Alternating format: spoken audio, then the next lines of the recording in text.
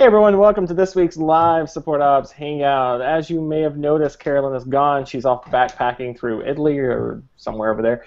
And so it's just the gents for this week, which is great because it's going to be fun anyways. So first up, we got Chase Livingston, as always, from Automatic. How are things out your way? Hey, going great.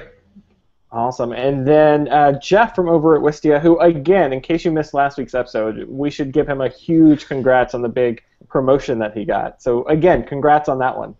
Thank you. This weekend I learned how to tear a rug up off of a hardwood floor, so that makes me feel very accomplished.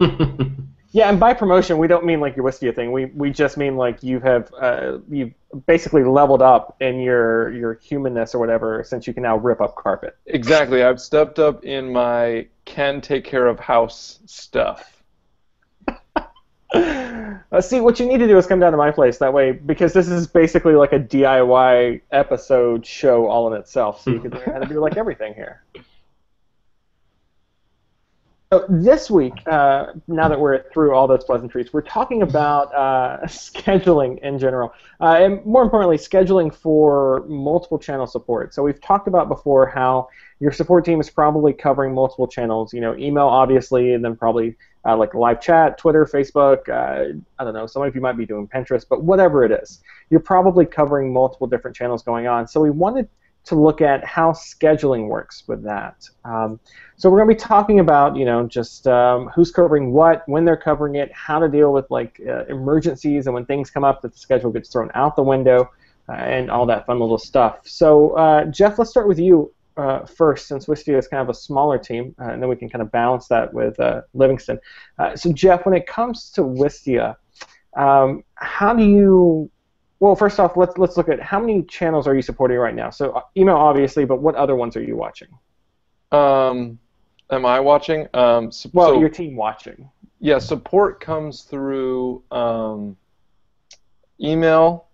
We still get a couple of phone messages for sure. Twitter a lot, and Facebook too.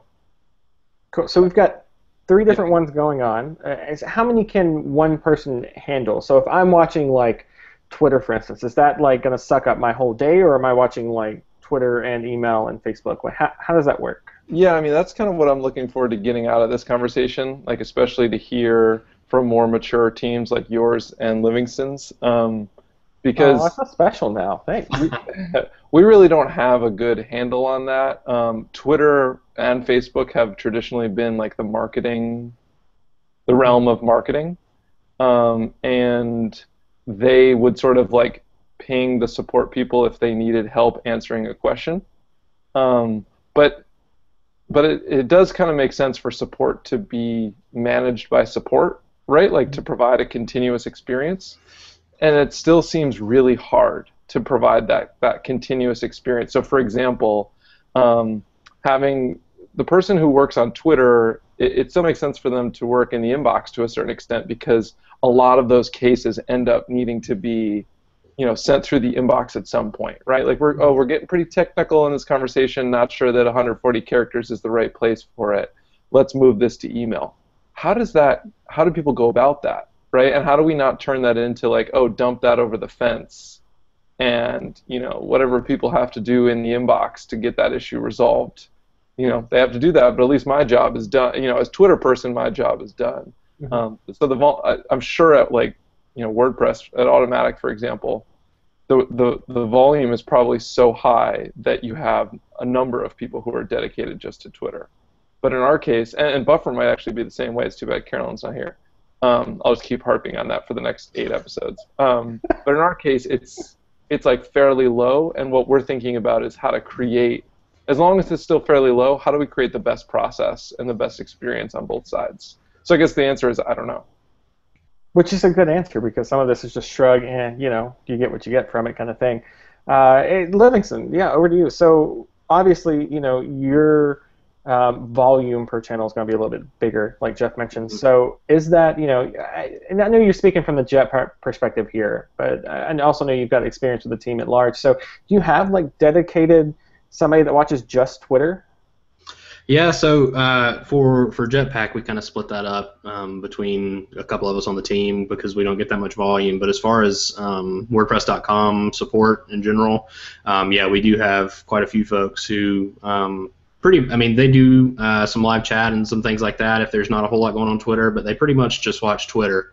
So I'll tease my shout out a little bit here, I guess. But we use Respondly. Respond.ly for Twitter support. And so there are, a couple of people who are on various WordPress.com support teams that basically that sit in that inbox and just wait for tweets to come in and try to answer them. And I don't think they even they don't necessarily answer everything, but just the ones that are easy to answer in 140 characters. And otherwise, maybe they can punt people to the contact form if it's something that needs to be handled over email, kind of like Jeff mentioned.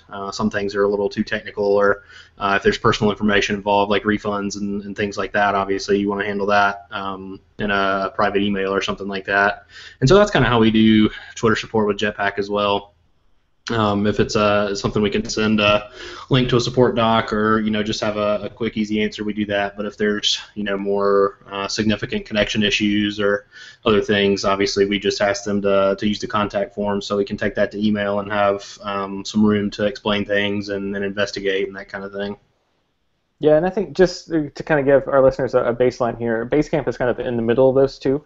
So with Basecamp, we usually schedule out one person on, say, Twitter, for instance, and they'll watch Twitter in conjunction with them answering emails just like they would normally. And that usually works out to about a 4-hour shift for them, so like between 4 and 8. Because like our Euro team and our Australian team, they typically watch it throughout their shift. And then the U.S. team, it's a little bit busier, so we'll have somebody watch it for a morning shift and then an afternoon shift. But again, it's kind of, since you're doing that and you're also watching the inbox, if you have somebody on Twitter that you need to redirect into an email, those people will generally pick up the thread as soon as they see it come in. So they can kind of stick with one person rather than being like, oh, they told you to email in? Who did? And where's the Twitter thread? And what's your problem? And all that kind of thing. So kind of a mix in between Wistia and Automatic there. So Linux, I'm kind of curious, what happens, if you're set up to kind of monitor Twitter? We'll just stay on Twitter since it's pretty simple, but this could be any support channel, really. When you're set up to monitor Twitter for the afternoon and you get, I don't know, you get sick or you got to run out or, I don't know, there's some cosmic superhero battle outside your house. What happens at that point where you basically drop off? Does it just go, somebody just jumps in? Is there a designated person? Like, how do you handle that? Yeah, so that's kind of the reason we have a couple of people monitor it. But we don't necessarily advertise or promise Twitter support. So if something happens and people drop off or whatever, then that is honestly probably just going to have to wait a little while until we can get back to people who are asking for help or who happen to be tweeting about Jetpack. Our live chat and email and that kind of thing and forums take priority probably over Twitter. And so if we have several people out or something like that and we just don't have the bandwidth to monitor Twitter, then that probably is going to either get dropped off or just have the users that are asking for help there will either have to wait or submit a contact form or whatever. And generally that doesn't happen, but in the few cases or a few times where things are just crazy or we have a lot of people out, that's generally what happens. Do you, Chase, is that a problem? So like one of the things that we're thinking about is Twitter support, or one of the things that we kind of believe or are kind of taking as like must be true is Twitter support better be handled fairly quickly, or else people get real pissed, right? So like email has like a built-in cadence to it, right? Where it's like an hour is pretty fast for an email. And like I remember a couple episodes ago, Chase saying that they got so fast with their support email responses that people were like, "What is wrong? Like, is there something? Are these automated in some way? Like, it's weird to get an email back that fast." But Twitter is kind of the exact opposite. You like send out a tweet, and you're kind of like on your phone, like scrolling around, and if you don't get a reply, you're kind of like, what's wrong with these people? They're not monitoring, their stuff. It's kind of the same thing with chat, right? It just has like an inherently faster response expectation. So does that ever create a problem that you might prioritize email over Twitter responses? I can't say personally that I've seen issues with that, and I think part of that is because we honestly just, at least with Jetpack, don't have like a super high volume of tweets. We need to maybe do, I don't know, 10 or 15 a day or something like that. With WordPress.com, it's a little bit different since we have the ability to dedicate more folks to spend all their time on that. And really anybody can jump in and answer those questions. So if there were a case where people were out, obviously we would probably just fill that gap with some other happiness engineers who might step in. So, but I mean, I definitely understand and agree that it is similar to chat in that you expect a bit of a faster response, even if it's not as fast or as instant as live chat. At least within 20 minutes, 30 minutes, something like that, you'd like to see a tweet back. And so we definitely try to hold ourselves to that as well as best we can. Yeah, and I think for us, so a good kind of comparison point for us, when we were mostly a U.S. team, we basically had office hours, just kind of like Wistia does. So, we were working support 8 a.m. to about 6, 7 p.m. every day, and we would watch Twitter during that time too. So if you tweeted at us during that time frame, then responses were usually pretty quick since we were watching. But then you go into the overnight hours where email replies are going to wait until the next day, and the same goes for Twitter replies. Those are going to wait till the next day. And I don't remember seeing any, it's been a year or so, but I don't remember seeing anybody who was like frantically tweeting at us, why aren't you answering me? It's like 1 o'clock in the morning, please give me an answer. I think a lot of it was we set the expectations really clearly, whether it be on the Twitter page where we said these are the hours that we're watching it, or on the email page where we said, we're open right now and answering, we're closed right now and not answering. So as long as you set those expectations, I think you can, if it takes a little while to get a tweet back, then that's just kind of how it goes. I think it's, as long as you answer, that's fine. If it just drops off, because I have seen this from some companies, like they don't monitor Twitter overnight and don't answer anything if it come in overnight. That wouldn't be, that's just not cool. So if you aren't watching overnight, make sure you at least go back through and check and make sure you catch anything. If that helps. Yeah, and I think for us too, it's not, we don't really set the expectation that we offer Twitter support necessarily. I mean, if somebody tweets at us, we're obviously going to answer them, or if somebody happens to find that we're replying to people, but it's not something we like advertise on our contact form or even in our Twitter bio or anything like that. We email is our default support medium, so we're definitely going to spend our time on that and get answers there. So I guess the Twitter is kind of icing on the cake for some people, that we can also try to help them out with easier questions there. Yeah. So Jeff, you mentioned like your marketing team kind of watches Twitter and then pings your support team if they got questions. What happens if one of them's gone for the day, or if both of them are gone, or if they're at a conference or something? What happens then to making sure that channel gets covered? Well, I think I would have to give this is the impromptu shout out to Elise Ramsey, who is like the as far as I understand it, like the social czar at Wistia, where she handles all of that all the time, 24 hours. Like I think that sometimes when she's out, she has other teammates, right? She's like built a schedule to like give herself some breathing room so other people take it specific days. But there's plenty of times where I'm like, there's no way that anyone's going to respond right now because we're like, I don't know, on a ski mountain. And yet the responses are going out. Like somehow the tweets are happening, and I just don't know. Elise is like skiing down the mountain with her phone out, tweeting back replies. None of that would surprise me. I think she would probably say that the volume is fairly low. Not like low, but like it's not at the point where if she takes a couple hours off, that there's just going to be an inbox full of tweets that need responses. And in fact, I think one of her goals is probably to get more people to engage with us through Twitter. But I know that a couple of support people have participated previously when like marketing was going to be out, en masse for something else. But it's never been it's not a consistent responsibility. Yeah, and that's one of those. I forget who asked me this question. It was like offhand and in passing at conference or something. That's why I threw it on the schedule. So whoever asked me about this, I'm sorry, I've completely forgot who did. I should have made better notes. But yeah, I think,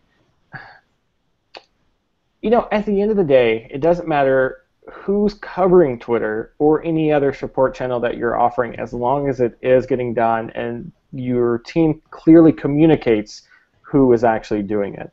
So it's one of those where if you say, we're going to cover Twitter, even like weird random hours, we're going to give Twitter responses, Monday through Friday from 1 a.m. to 5 p.m. and that's it.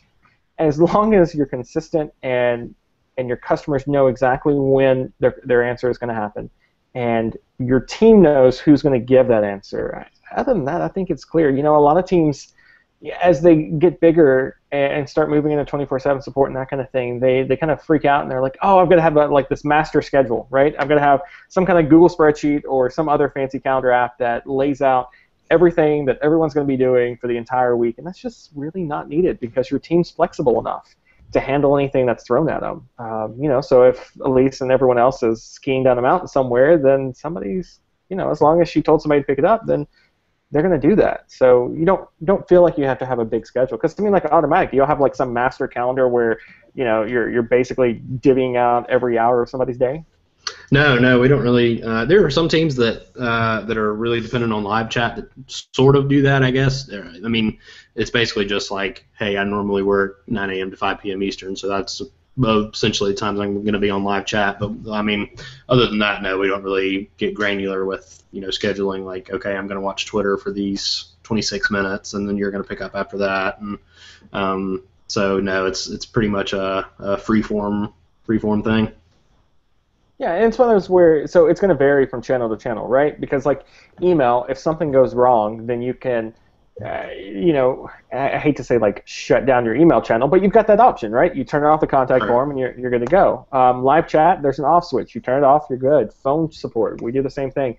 If it gets too busy with emails and other things, then the first thing that we cut is phone support, so we can focus on the others. It becomes a real challenge when you're talking like Facebook, Twitter, public channels like that, where you can't just turn it off. And I think those channels are okay to get. You can set those on the back burner as long as you do get back to them and give them an answer. Yeah, just my 2 cents. So Jeff, so the marketing split is kind of interesting there. So automatic support usually handles it. Basecamp support usually handles it. Why make that split there and kind of have marketing take over, like Twitter, for instance? Feel free to elaborate in just this wonderfully beautiful answer that's going to, rock. Yeah, right, because that's what I have. I think that was a decision made a long time ago about like who would own social media. And now I would say it's that we use Twitter 90 and definitely Facebook 90 to 100% of the time for audience connection and growth purposes, right? Driving growth, learning from users, that kind of thing. And 1%, 5% of the total time on those mediums are used for providing support or figuring out how to provide support. So in that way, it's not.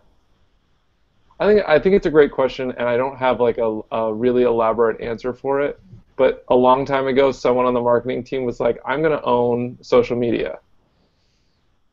And since that's kind of like the way we've always done it, there's also a good amount of, I think I've already covered it, but like a lot of our promotion activities, right? Like if we launch something and we want to tell everybody about it, that happens on Twitter and Facebook. Or to a certain extent, so it's like marketing is thinking about more actively thinking about that. I think it's definitely an interesting question, though. Yeah, and that's one of those where I don't think there's a right or wrong answer. As long as somebody's doing it, it doesn't really matter which team is doing it, as long as they don't get siloed off in their own little thing. Yeah. So random question: anybody use like LinkedIn? Because I got a question about Basecamp on LinkedIn about 6 months ago before I cut off my profile. Weirdest thing in the world. I do get questions where people track me down on LinkedIn and they want to ask a support question, or like it's normally like a higher level question, like like how can this be useful for my business, or how can I set up an integration? How can I get you guys to build an integration or something like that? But I will say that unless I really know the person, it's likely I'm going to close it. And there's Jeff's dirty little secret right there. I just think that there are certain ways of, yeah, I mean, this is like totally separate conversation about how you like go about connecting with somebody, right? But like, I don't know. If I didn't know you, Chase, and I wanted to talk with you about Basecamp, I just think that I would message you first and say like, hey, is it okay if I ask you a Basecamp related, like we would have a conversation of mutual value exchange or something, and then I would say, hey, is it okay if I ask you, in fact, I think I did this. Hey, is it okay if I ask you a Basecamp question? And you're like, yeah, of course, like go for it, right? Because you're very friendly and all that kind of stuff. And so I did. But to jump right to that, I think we haven't created the relationship yet. I don't think that's the right thing to do. Yeah. So It's if dirty little secret is if it seems spammy, I'm going to treat it as spam. Yeah, and that's one of those where it'll happen on other support channels too. Talking about scheduling, to tie it back in just a little bit. I mean, even if your support team covers Twitter 24/7 like we do, it's still okay if somebody like sends you a tweet to your personal like my @ChaseClemens handle on Twitter, then I might not get back to that as quick as the Basecamp handle would. So that's one of those where even with your schedule, if your team has it covered, don't feel like you have to. If you're skiing down a mountain, don't feel like you have to whip out your iPhone just because somebody tweeted at your personal handle. Like there are boundaries even with your personal schedule outside of life too. And that happened to us one time. Like somebody tweeted me and like 8 other people on the team, and we were all like, "This is weird. Please don't." Well, I think it's easy to. We have gone out of our way as a business to create a more personal, authentic connection. Like we believe that that's important to building a great business. The future, in this world of infinite niche businesses, that's very important to help you stand out and make a connection. So it's not like that happens, and it's easy to start thinking like, oh, I should probably do, no, like this is probably the right thing for me to do, but if you start doing that, you just get more of it, right? Which we've talked about a million times. It's like that's how you create the expectation that you're going to do it. You're going to get more and more of it, and suddenly you get like people who, whatever. Once you've been at Wistia for a year or more, you suddenly spend all of your time like in your personal Twitter or in your personal LinkedIn responding to customers. And it's all happening in this fragmented way. No one's getting anything done. There's no way to like take control of the situation. I'm not saying that's absolutely what's going to happen, but I think there is this function of the longer you've been at a company or the more visible you are, that suddenly you're unable to contribute anymore to what's going on because all you're doing is just trying to maintain the status quo. And I'm just very nervous about that situation where I just don't even notice that I spend a full day now, a week, just answering email. That doesn't seem like a good thing. Yeah, and if you have like a massive schedule change with yourself, something like you're gone, like I was gone for a sabbatical for a month, or you're on vacation for 2 weeks, or you leave the company, whatever it is, if that person only has you as like their contact into your company, then all of a sudden all that's just lost. And then you'll get a really nasty email over at your support email address being like, hey, so Jeff usually answers my questions. He's not talked to me in a month. Like, what's going on? What have I done to make y'all mad? So yeah, I would just, with all this talk, don't think that the schedule has to be like this big, massive planning thing.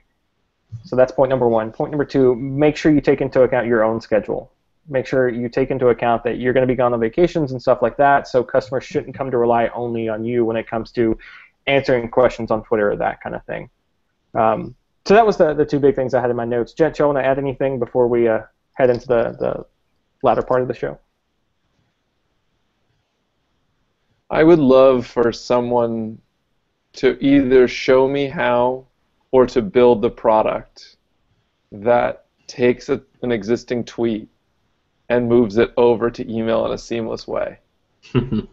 Right? I should be using some sort of like Respondly or some sort of product, and I press like move to email, right? And it like does a little search against the Twitter API and says like the email connected to this account is, chase.clemens@basecamp.com, and I'm like, all right, cool, spin me up an email for chase.clemens@basecamp.com, and it just puts in the thread, and then below it I write like, sorry, too many characters for Twitter. Still writing in haiku. Yeah, and still you don't spell out too many characters. It's the number 2. It's number 2, right? Exactly.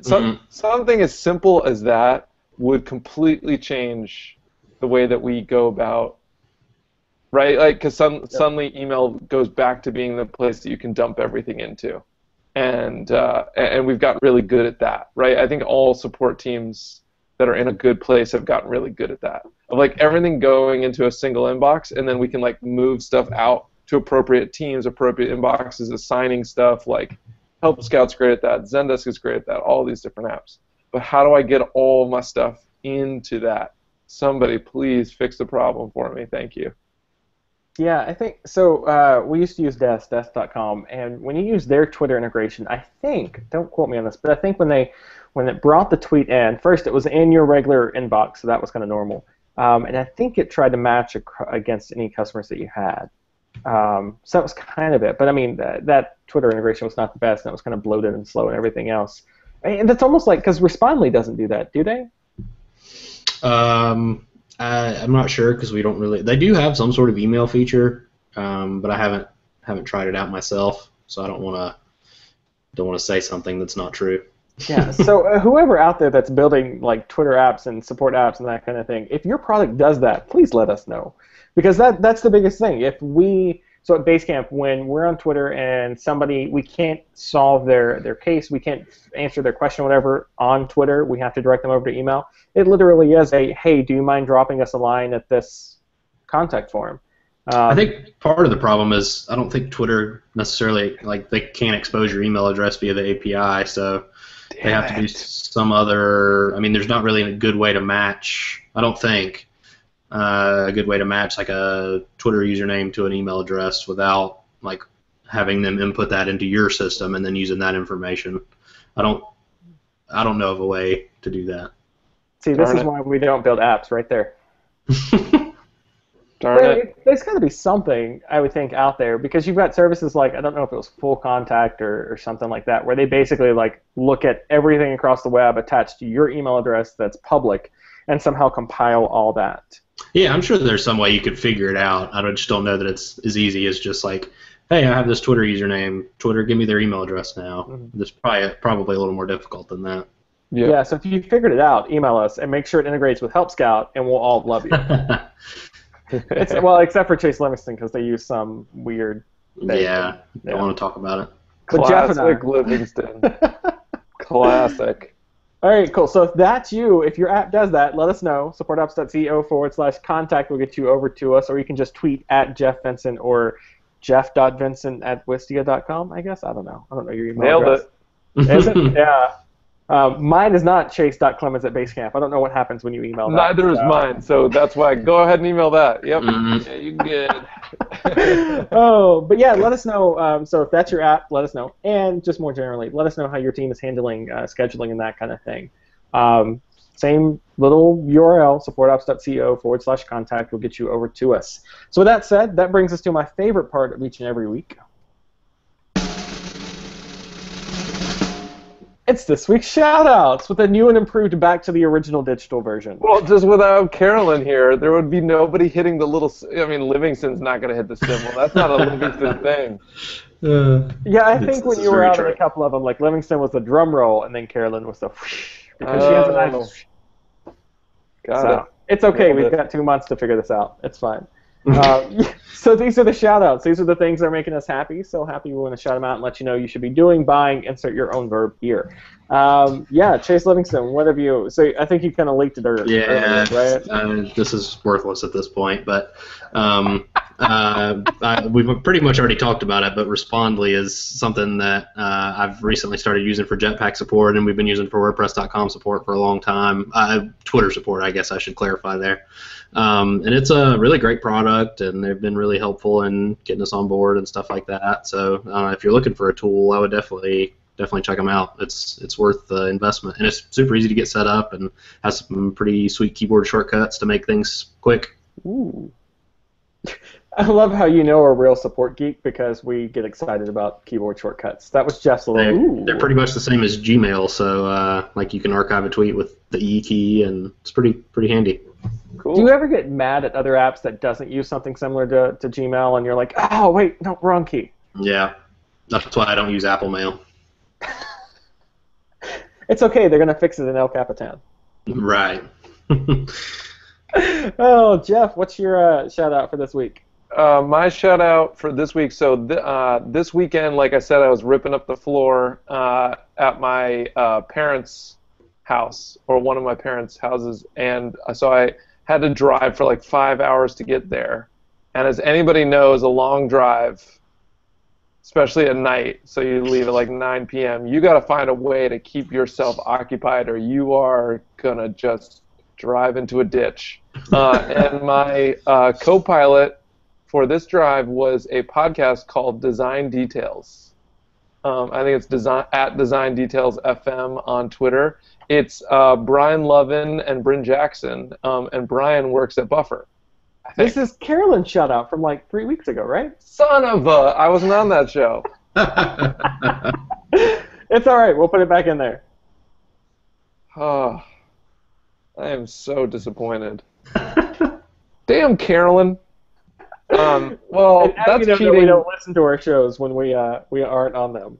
That's cheating. Well, I don't listen to the shout-outs because it's, just give me the value. That the shout-outs, come on. I'm out of here. It's like a show. It's like it's pre-show note material. I think we should have a moratorium against like pumping the tires of your teammates' stuff. But anyway, yeah, it's a great show. I think that they do a good job. They've interviewed some really interesting people, and they do a pretty good job of having like open discussion, right? It's not just them saying like, "Oh, cool! Like, tell us something else that you think is really interesting." It's actually back and forth, and a good amount of critical thinking going on behind the scenes about different answers and ways of going about stuff. So, I think even the people who are on that show would say that their thinking is better when they're done with the show than before, and that's probably fairly rare when it comes to interview-style podcasts. Yeah, I mean, I think our thinking is usually better at the end of the show. Well, not every show. Maybe I've 1 in 5. Consistently worse since we started. Oh, all right. My shout out this week is one that I think I have used before, but it's been a while, and they had a nice, great update to their iPhone app. The USAA Bank iPhone app, which is crazy that they're a bank, first off, and have a great iPhone app. They integrated the security measures, so they do. It used to be just a 4-digit PIN, which is kind of insecure, right? So I mean, there's like 10,000 combinations, and that's it. So they beefed it up. Now they now do your voice, which is freaking awesome. Your face, which was kind of awesome, not quite as awesome as the voice, and they do Apple Touch ID. So it's kind of one of those, like, it really feels almost like the future now. So I open up the iPhone app and I speak their little phrase and it automatically authenticates me, and it was cool. It's kind of like talking to Hal without the creepy "I'm going to kill you now" kind of thing. So if you can get into the USAA Bank group, whatever it's called, community, whatever, definitely recommend them. So we'll have that and all the other show notes up, supportops.co, as soon as I can. So make sure to hit us up there. Yeah, so that's it. We'll have a special guest next week since Carolyn's out. We're going to try to get as many guests as we can on the next couple of shows.